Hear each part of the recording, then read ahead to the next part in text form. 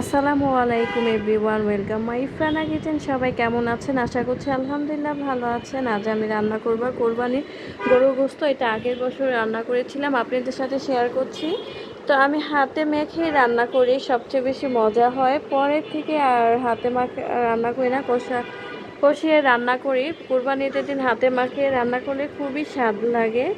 গোস্তগুলো এখানে 7 KG plus নিয়েছি, তাতে দিয়ে দিয়েছি আধা কেজি পরিমাণে পেঁয়াজ, আদা রসুন বাটা, হাফ কাপ পরিমাণে দিয়েছি আর এলাচ, দারচিনি, জিরা বাটা 3 চামচ পরিমাণে দিয়েছি। প্রতিটা 1 চামচ করে দিয়েছি লবণ, স্বাদ মতো দিয়ে দিয়েছি হলুদের গুঁড়া, হাফ কাপ পরিমাণে দিয়েছি মরিচের গুঁড়া, হাফ কাপে একটু বেশি দিয়েছি ধনিয়া গুঁড়া, হাফ কাপ পরিমাণে দিয়ে দিয়েছি 4 কাপ পরিমাণে এখানে তেল দিয়ে দিয়েছি। আপনারা সরিষার তেলও দিতে পারবেন বা সাদা তেলও দিতে পারেন, যার যেটা পছন্দ। দিয়ে সব উপকরণ একসাথে আমি এটা ভালোভাবে মেখে নিব। এখানে আর এক্সট্রা কোনো মশলা দিব না, কারণ ঈদের কুরবানি গোশত এভাবে খুব বেশি মজা হয়।